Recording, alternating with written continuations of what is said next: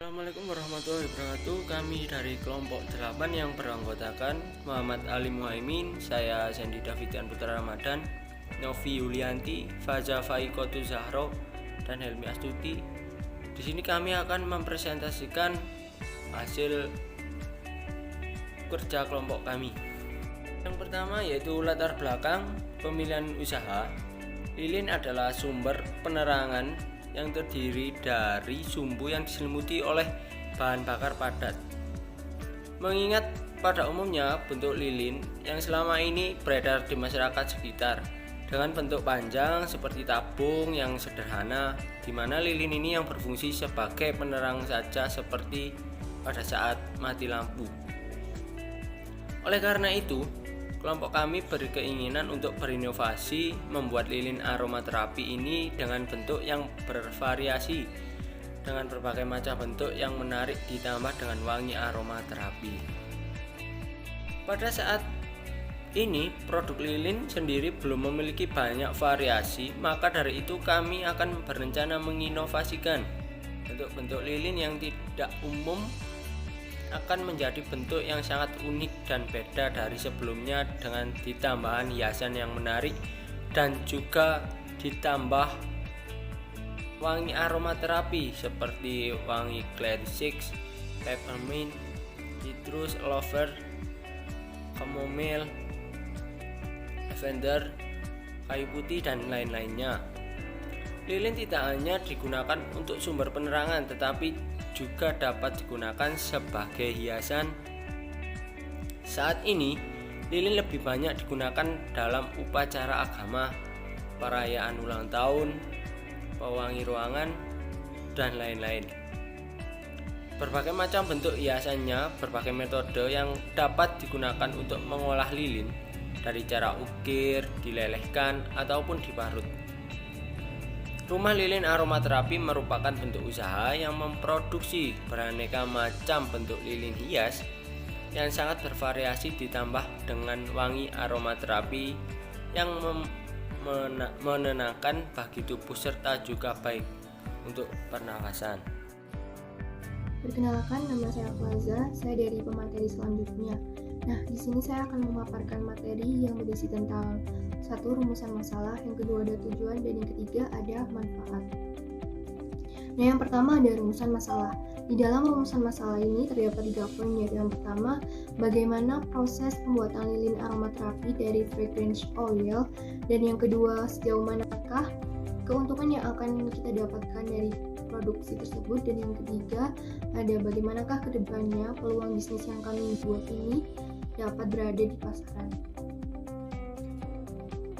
Oke, baik. Yang kedua yaitu ada tujuan. Berdasarkan rumusan masalah yang ada pada proposal kami, terdapat tujuan dari pembuatan ide bisnis kami, yaitu yang pertama, satu, kita dapat mengetahui cara pembuatan lilin aromaterapi dengan menggunakan fragrance oil, dan yang kedua, kita dapat menciptakan produk baru yang inovatif dan kreatif di dalam pasaran. Mungkin sebenarnya sudah ada yang memproduksi lilin aromaterapi, namun kita akan membuatnya dengan berbeda, dengan ciri khas kami gitu. Dan yang ketiga, kita dapat meningkatkan kreativitas dan bakat yang kita punya dalam misalnya hal seni, kemudian kita tuangkan dalam pembuatan lilin aromaterapi tersebut. Dan yang terakhir, kita dapat membuka peluang usaha bagi banyak orang, terutama dalam keadaan pandemi seperti ini. Baik, dan yang terakhir yaitu terdapat manfaat. Nah, banyak sekali manfaat-manfaat yang ada dalam lilin aromaterapi. Nah, khususnya untuk konsumen, itu sangat banyak sekali dan bervariasi.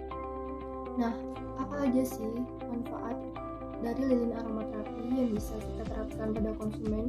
Yaitu yang pertama, satu, lilin aromaterapi itu dapat menghilangkan kecemasan, kemudian bisa menghilangkan stres, kemudian bisa digunakan sebagai relaksasi ketika kita lagi jenuh atau punya pikiran.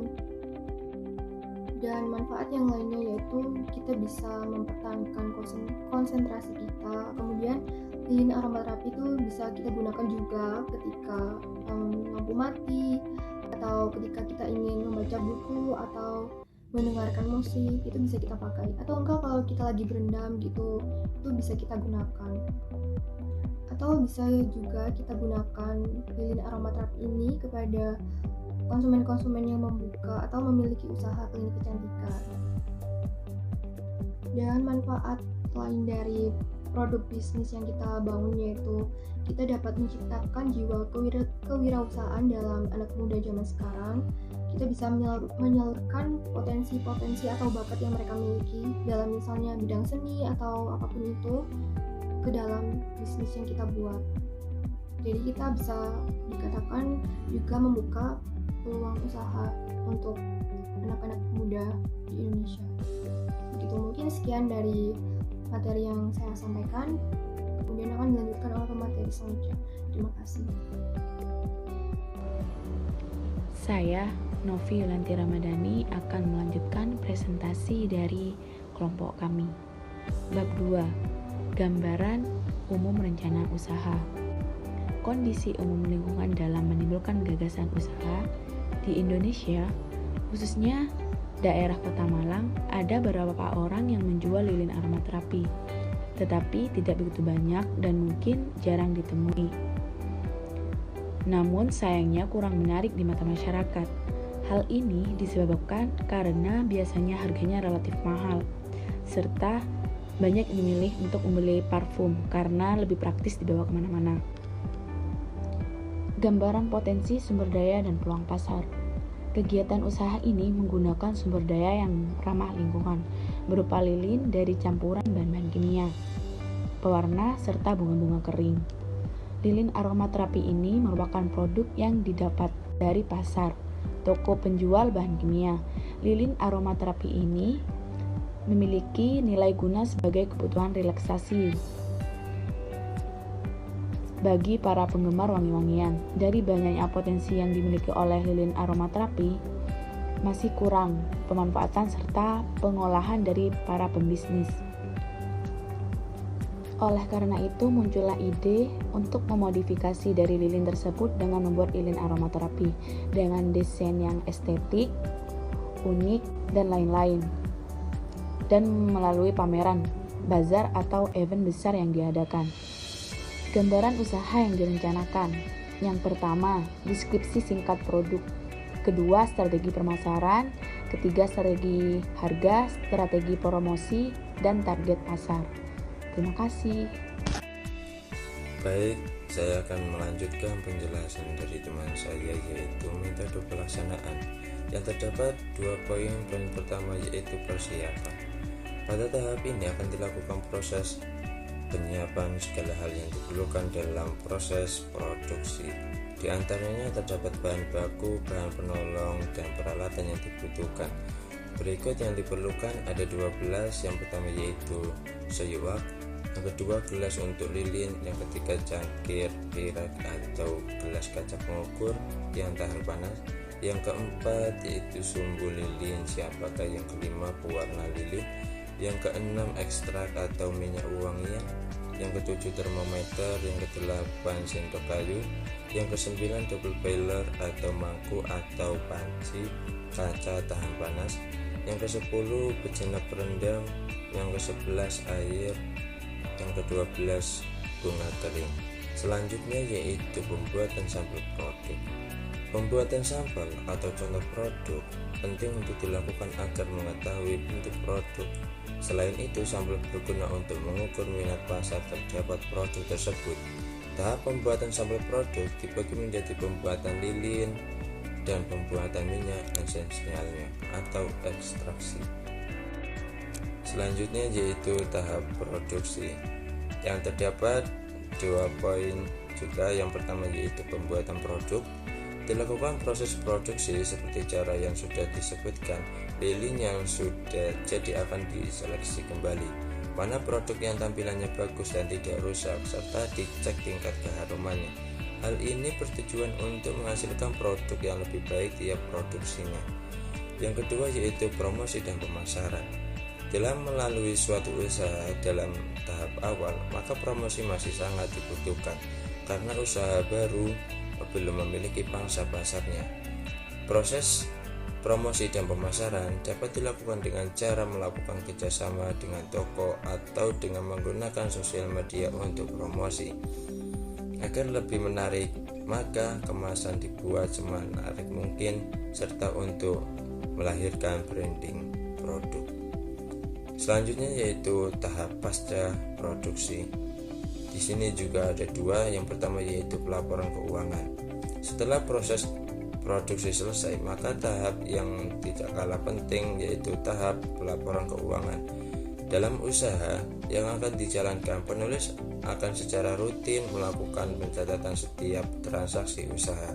Walaupun usahanya masih skala kecil, pencatatan akuntansi penting dilakukan agar bisa mengatur keuangan perusahaan dengan baik. Proses pelaporan keuangan juga menghindari kerugian yang besar.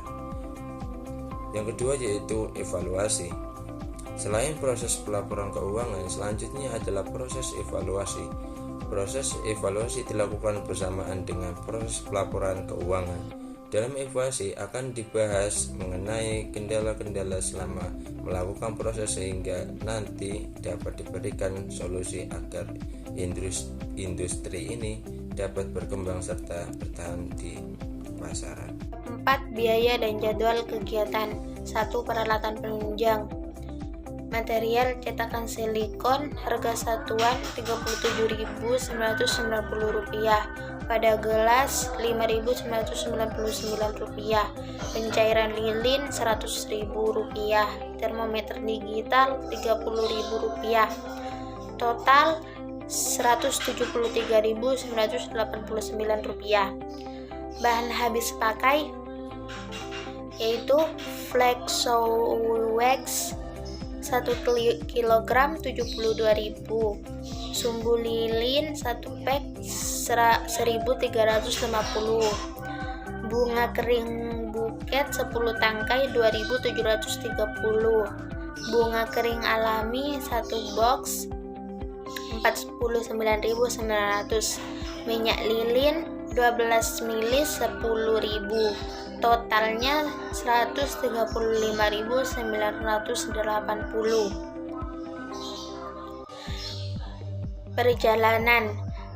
Perjalanan ke tempat atau kota, biaya travel 150.000, uang makan tim 10.000, totalnya 500.000. Lain-lain, leaflet 150.000, pemakaian pulsa 3 bulan 100.000, biaya uji coba produk Rp150.000, totalnya 400.000, dan total keseluruhan biaya ialah Rp1.209.969. Terima kasih, sekian dari kelompok kami. Wassalamualaikum warahmatullahi wabarakatuh.